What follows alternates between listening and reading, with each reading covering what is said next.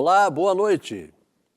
Você já está assistindo Consumidor em Pauta, programa que você já sabe, né? Todos os dias acontece aqui na TVE para tratar de assuntos importantíssimos como direito do consumidor, direito do trabalho, direito de família, direito previdenciário e direito imobiliário.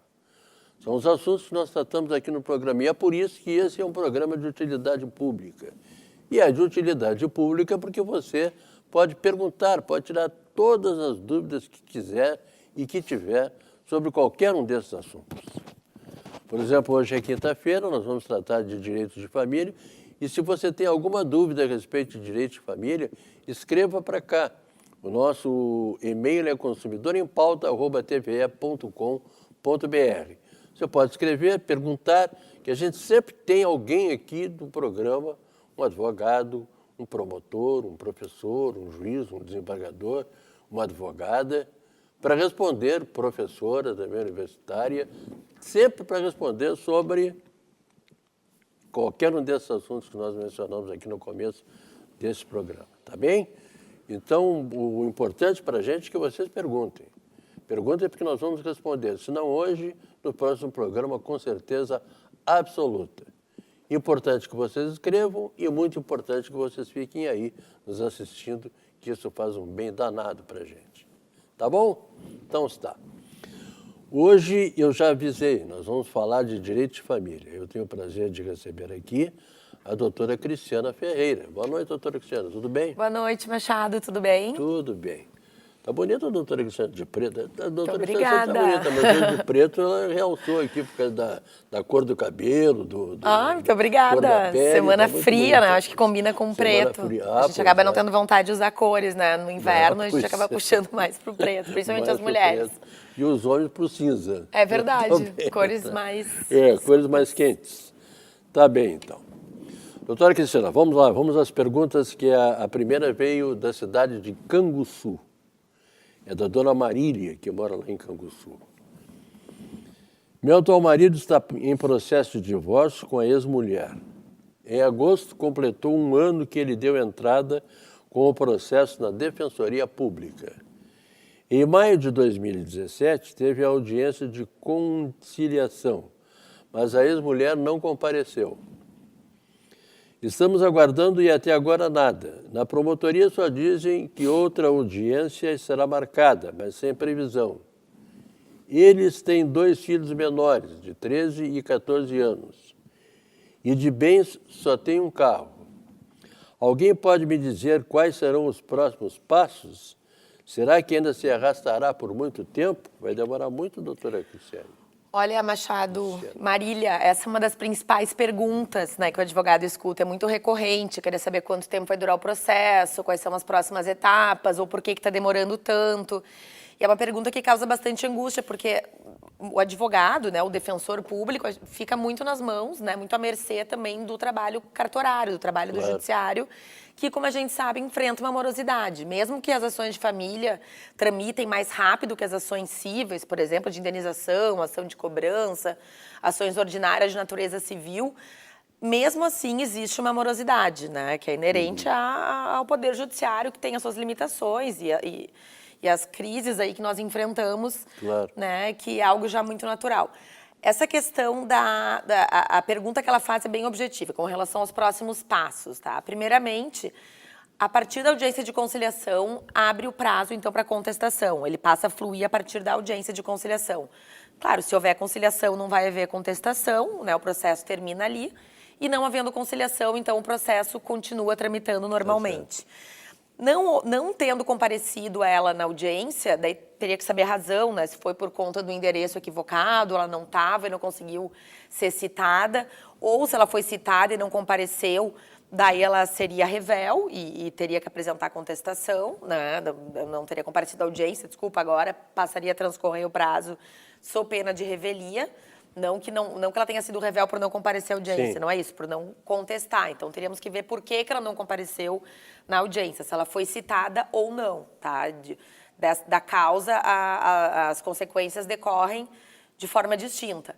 Mas, partindo-se da premissa que ela não foi citada, realmente vai ser marcada uma nova audiência para que dê tempo de ela ser citada. Me parece que é isso que aconteceu, tanto é que o defensor disse que vão marcar uma nova audiência. E, lastimavelmente, tem que se aguardar agora a próxima audiência para se conseguir, então, a citação dele, né? Eu acho que é o ex-marido. Eu acho que é a ex-mulher dele que a não ex-mulher do compareceu, marido, então, para que ela compareça à audiência. Geralmente não costuma demorar muito, né? Nas varas de família se marca uma audiência com uma antecedência aí de 2, 3 meses, o que é relativamente um período curto, comparando-se a outros processos de outras naturezas, como eu disse. Então, agora, Marília, é necessário aguardar, realmente. Se houver algum pedido urgente, ele pode fazer um pedido, pedir uma tutela antecipada, né, para regulamentação do convívio com as crianças, por exemplo. Há medidas que podem ser tomadas nesse inteirinho aí, entre o ingresso da ação e a audiência de conciliação. Tá certo. Então, dona Marília, a questão é só esperar um pouquinho, como disse a doutora Cristiana, né? Quem sabe, de repente... Se não, depois toma as providências que a senhora Sassá que deve tomar. A dona Violeta mora na cidade de Cachoeirinha. Sou divorciada, mas perdi a documentação do divórcio. Agora quero me casar novamente e fui informada que só poderei me casar se tiver todos os documentos do divórcio. Ela quer saber como é que ela faz para conseguir os documentos novamente, doutora Cristiana. Na realidade, não precisaria de todos os documentos. O necessário é o mandado de averbação do divórcio, para que ela possa, então, averbar na certidão de casamento dela, ser, então, regularmente, né, divorciada, no que tange ali a documentação, para que ela possa se casar novamente, que é isso que se exige, né? Se exige a prova, a comprovação do divórcio. Então, o que se faz, Violeta, nesse caso, é desarquivar o processo de divórcio, fazer um requerimento de expedição de mandado de averbação de divórcio, que é muito comum, as pessoas às vezes perdem essa via ou extraviam o documento, dá algum problema. Se pede, então, a expedição de um novo mandado de divórcio, se averba na certidão de casamento e a situação está regularizada. É algo bem simples, demora um pouquinho para desarquivar o processo. Pode levar 15 dias a um mês, então tem que considerar isso também para já fazer o requerimento quando for possível. Mas não demora mais de uns 3 meses para fazer tudo? Não, com certeza não, meses. com certeza não. É algo bem simples de ser feito. Dona Violeta, dona Violeta, a senhora vai poder casar, então, antes do que a senhora pensa, não é isso? Com Acho certeza. que é isso, não? Tá bom. Essa pessoa aqui é anônima, ela pede para não ser identificada, claro, e a gente respeita. Sou casada pelo regime de comunhão parcial. Tenho 4 irmãos, minha mãe é viva e meu pai faleceu faz mais de 10 anos.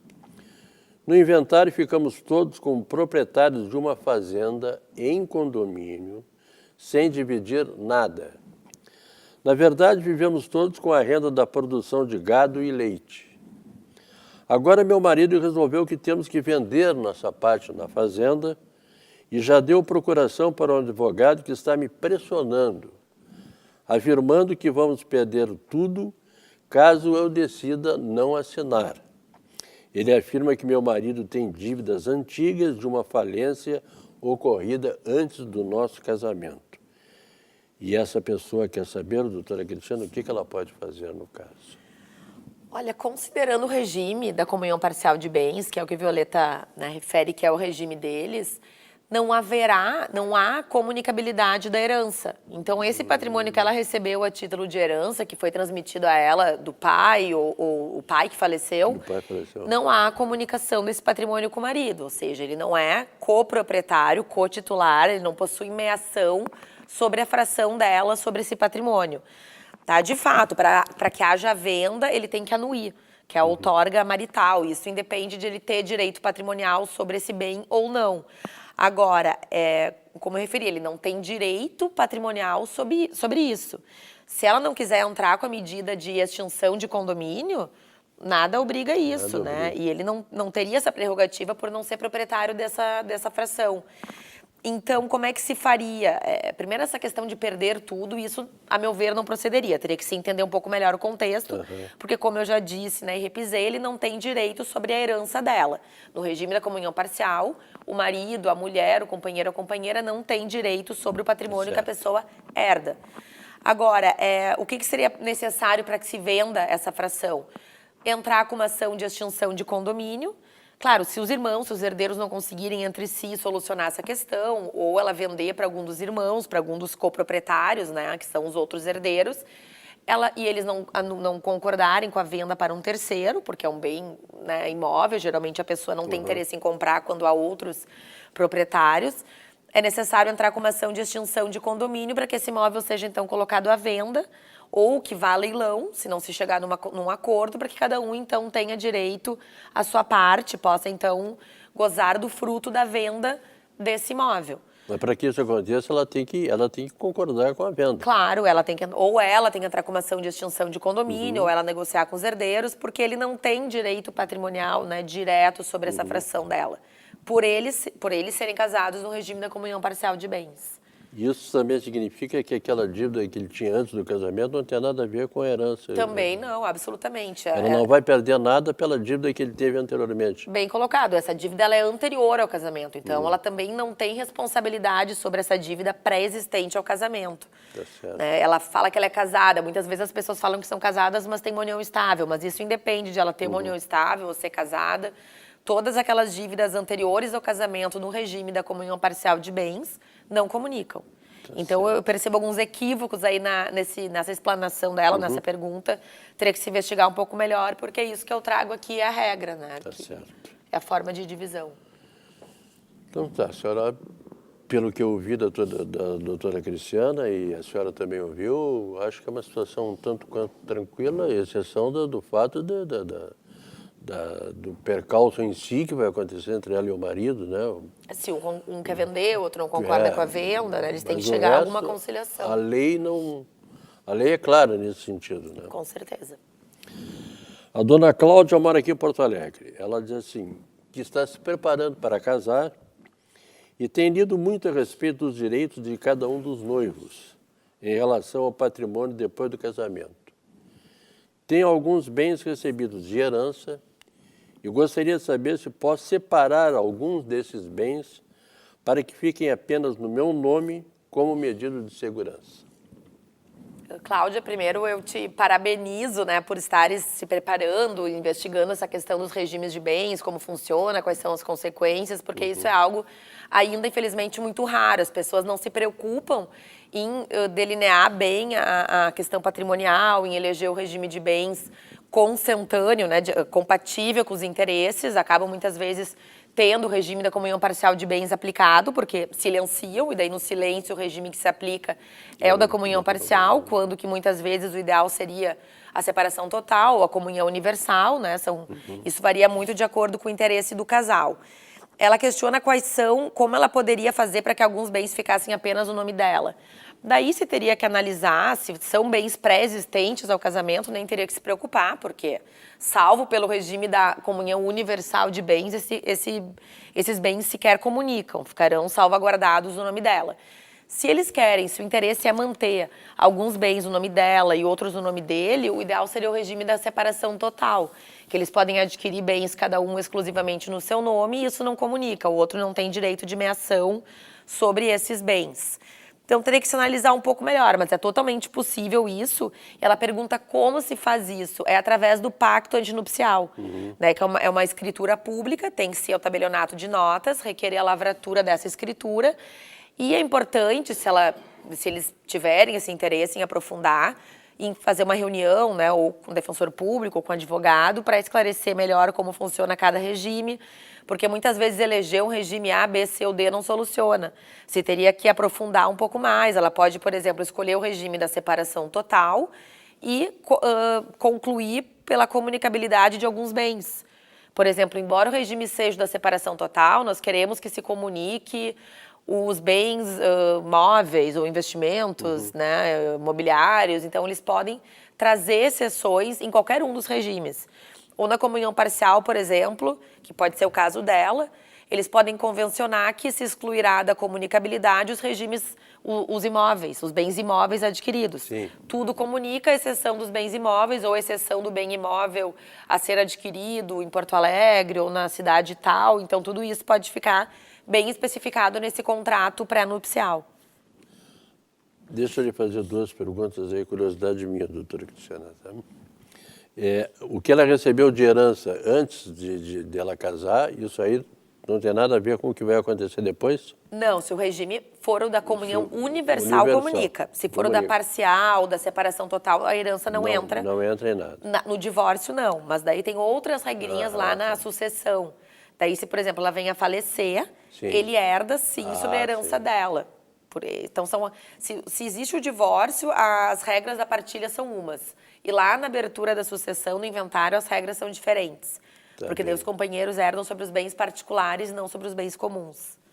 E a segunda pergunta que eu queria lhe fazer é se isso aí é uma coisa muito comum da noiva se preocupar antes do casamento, porque normalmente as pessoas se preocupam assim, nós queremos, estamos preocupados com a festa, estamos preocupados com o vestido, com não sei o quê. Mas não se preocupe muito com os bens que Olha, já Machado, eu vou te dizer que geralmente não. A exceção ainda, infelizmente, é o casal realmente não se precaver. Não falar sobre isso, porque eles têm as questões, muitas vezes têm preconceito, né, ou imaginam que falar sobre esse assunto estaria trazendo aí azar ao relacionamento, ou o outro iria interpretar como se fosse uma sinalização de não crença, né, no sucesso da relação. Então tem assim um certo estigma ainda o pacto antinupcial, que é bem lamentável, né? Porque muitas vezes os conflitos vêm a ser evitados quando existe o pacto antinupcial. E muito pelo contrário, o pacto não está aí para gerar conflitos, né? Se eu vou falar sobre contrato de locação de salão para fazer casamento, de locação de contratação de DJ, cerimonial. E as pessoas não falam, muitas vezes, do principal, que é o contrato de casamento. E o pacto antinupcial é aquele instrumento que vai veicular todas as regras patrimoniais, muitas vezes extrapatrimoniais, que tem uma discussão se pode trazer regras de natureza já não patrimonial, como, por exemplo, a organização da rotina doméstica. No Japão e na Alemanha, os pactos antinupciais prevêem, inclusive, quem vai ao supermercado, quem vai levar os filhos na escola. Puxa vida. Sim, lá, em alguns países, o pacto antinupcial, esse instrumento pré-nupcial, está muito mais desenvolvido. Se fala disso com muito mais naturalidade, se traz um conteúdo aí muito mais amplo. E cada vez mais, felizmente, as estatísticas demonstram que cada vez mais se vem lavrando escrituras de pacto antinupcial no Brasil. De ano a ano aumenta um pouquinho esse número, que já demonstra que as pessoas estão finalmente se conscientizando, né, da importância desse instrumento. Que bom. Tomara que daqui a pouco todo mundo pense nisso, né? Com certeza. A dona Larissa mora na cidade de Osório. Tenho 18 anos, faço faculdade e descobri que estou grávida. Não pretendo parar de estudar. Recebo pensão do meu pai e fui informado que quando a criança nascer, eu perderei a pensão. E ela quer saber se isso é verdade, doutora. Larissa, isso não procede, tá? O que acontece? Essa criança vai ter os direitos dela arcados pelo genitor, né? Desculpa, as necessidades dela supridas pelo genitor. Então, o ideal seria que tu tratasse com o pai dessa criança quando ele nascer, para fixar os alimentos, estipular a forma de pagamento de assistência. Se isso não acontecer de forma consensual, entrar com uma ação de alimentos. Agora, os teus direitos, né, o teu direito de percepção dos alimentos não tem absolutamente nenhuma relação com os direitos do teu filho. Tá? O teu pai, o avô dessa criança, não tem direitos diretos, né, deveres diretos com relação a teu filho, a tua filha, né?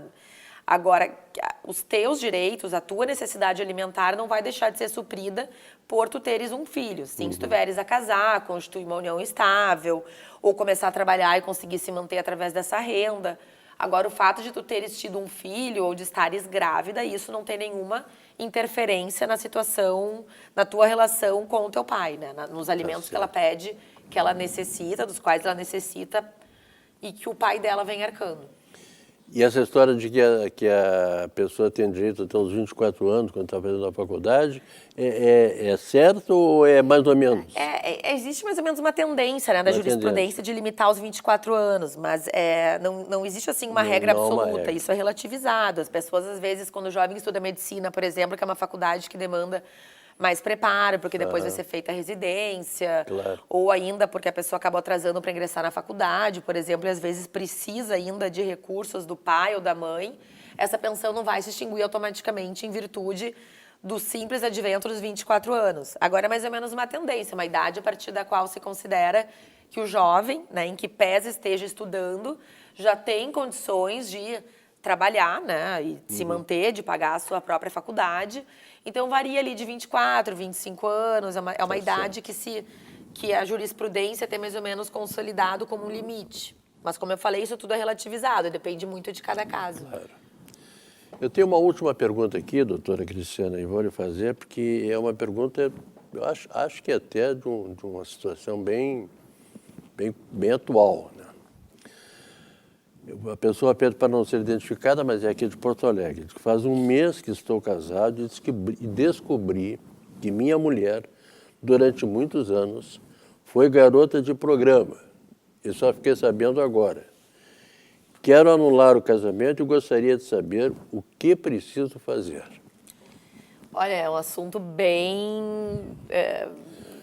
que gera aí uma situação bem... Até não digo peculiar, porque as pessoas entram com ação de anulação de casamento, não é algo assim tão incomum, né? Mas é um tema bastante polêmico, porque para entrar com uma ação de anulação de casamento, neste caso, teria que se comprovar o vício da vontade.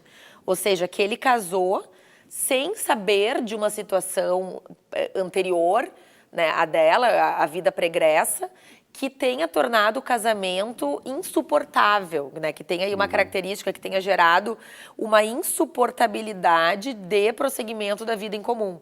Algo que diga respeito no Código Civil, tá ali, boa fama, honra, né? Alguns termos aí que talvez a gente não precisasse usar desta forma, mas que tratam justamente disso, de alguma situação pregressa na vida dessa pessoa, no estilo de vida ou mesmo na profissão, na forma de auferir renda, sustento, como, por exemplo, é o caso da garota de programa, que ele não sabia e que, se ele soubesse deste fato, que tem que se comprovar que não era sabido por ele, o casamento sequer teria ocorrido. Né? Que isso se tornou algo, este fato gerou uma insuportabilidade tamanha para essa pessoa, para esse cônjuge, que não permite, né? Ele não conseguiria prosseguir tendo essa relação com ela. Muitas vezes isso acontece quando a pessoa descobriu o cometimento de um crime por parte do cônjuge, né? E isso também autorizaria entrar com essa ação de anulação de casamento. O prazo que o Código Civil impõe é de 3 anos, contados da ciência deste fato.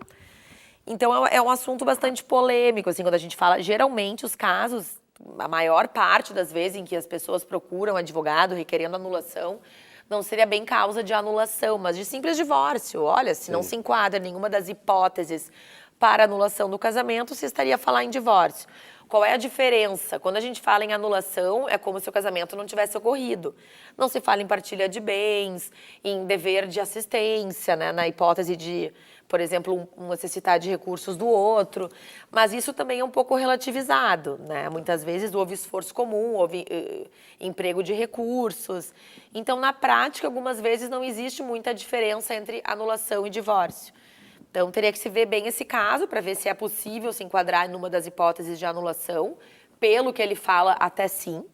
Né? Então, investigando isso um pouco melhor, se poderia, então, ingressar com essa ação de anulação de casamento. Ele pergunta o que é preciso fazer. O necessário é ele se informar com algum profissional da área, o defensor público, um advogado, para que essa pessoa tenha acesso às informações, ao relatório e dê uma garantia. Uma garantia não existe como dar, mas tenha aí uma convicção sobre a probabilidade de êxito desse pedido. Tá certo. Doutora Cristina Ferreira, eu nem preciso dizer que, mais uma vez, a senhora abrilhantou por demais esse programa com as suas respostas aqui. Eu acho que todo mundo ficou extremamente satisfeito com as respostas. Que bom, Machado. Que bom. Eu agradeço sempre a participação aqui no programa. Que bom. Volte sempre que quiser, tá? Lembrando a vocês que nesta sexta-feira eu estarei aqui tratando de direito previdenciário. Comigo estará o doutor Dirceu Vendramini. A todos vocês, muito obrigado, muito boa noite e até lá.